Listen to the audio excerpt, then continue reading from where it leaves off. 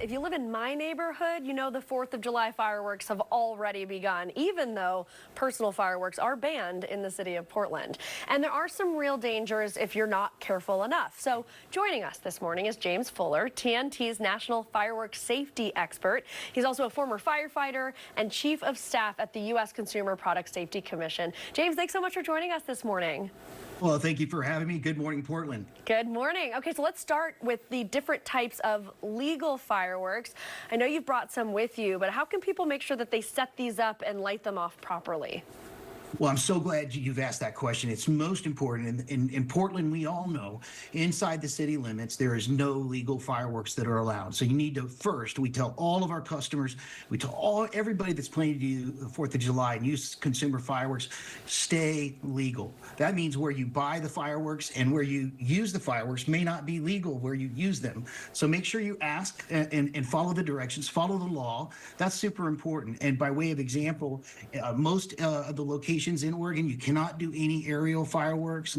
Aerial fireworks often you will look like this, a tube where you put the device in, light it, and it goes up in the air, and it makes a loud sound. Those are not permitted in the state of Oregon, so we want to make sure you stay legal.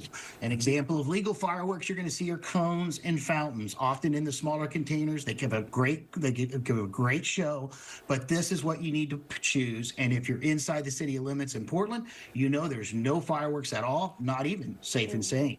So follow the law. That's most important. And so if you're using those legal fireworks, what do you need to do when you're preparing to light them off and then when you light them up? How can you be safe? That's a great question. I want to show you one of the most important devices, and this is called a punk. Okay, we want to keep you away from using what a lot of folks might default to, and that's a cigarette lighter or matches. That is not the best way to light a firework because you put your body, your fingers too close to the fuse, too close to the device. So as a former firefighter, I can tell you the #1 injury that we respond to are minor injuries involving somebody that got too close to the proximity of the device and it burned their finger or their hand. So stay away from that device. You can pick these up for free. If you don't have them, drop by any TNT store. We'll give them to you for free. That's how important this safety issue is for our consumers. And I want to give you an example. Kids, I'm a parent. I love giving my kids fireworks, but I've learned over years you cannot let youth use fireworks. This is just a little tiny sparkler, or you might have seen the colorful ones like this. What a temptation as a parent to let your child use one of these. But just so you know, this burns at 1,400 degrees Fahrenheit. That can give you a 3rd-degree burn in a matter of seconds. So keep the fireworks in the hands of adults. That's important as well. And make sure that adult is sober. Don't use alcohol or drugs while you're using fireworks. And finally, make sure you pay attention to the instructions. Follow the instructions. And again, don't ever light a firework in your hands. You know, we have folks that will use these little candle operates. They shoot out a little fireball. Again, that's not legal in the state of Portland. And in addition, we don't want you pointing a firework at anybody. That could create an injury. And we don't want to see anyone showing up in the emergency rooms this year. Yeah, it's some really important advice. And then, so let's say you're done with these fireworks. How do you safely dispose of them?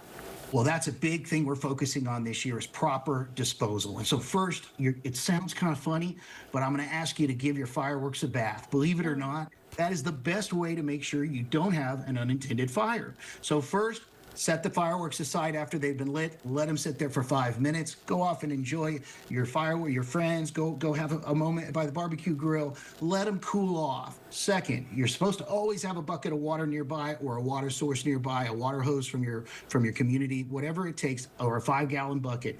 With that, then take those fireworks, douse them in that bucket real quick. That way they're completely wet, they're cool to the touch, package them up, put them in a trash receptacle. And the last big point, move that trash receptacle away from anything that's flammable, whether that's your home, a structure, your garage side.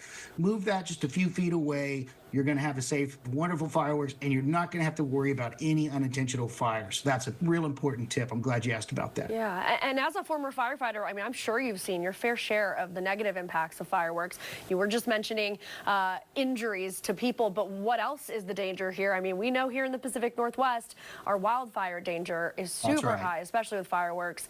So what is the danger? Well, we preach responsibility. That's the number one thing. You need to be an adult that use fireworks. You need to stay legal, and that means where and when you're going to use those fireworks. So that means stay away from places that have the potential to create an unintended fire.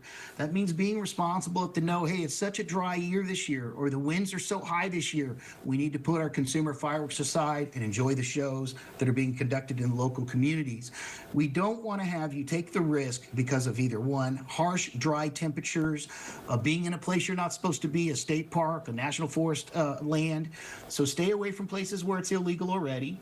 Be thoughtful about assessing your location. That means, are we in a place where I have a flat surface, where there's no dry grass, foliage around? Because we don't want a firework to tip over or have an unintended consequence where a fire is started. Always want to make sure you have that water source nearby. And then the last thing we just talked about, give those fireworks a bath after they've been shot off. Let them cool off. If they're cool to the touch, you can then put them in a proper receptacle. Move that receptacle away from anything that's flammable, like a structure, like your house.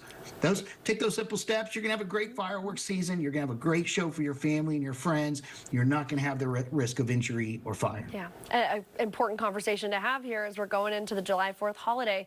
James Fuller, TNT's National Fireworks Safety Expert, thank you so much for being on our PDX this morning. Well, thank you so much as well. Have a wonderful morning, and thank you again. Thank you.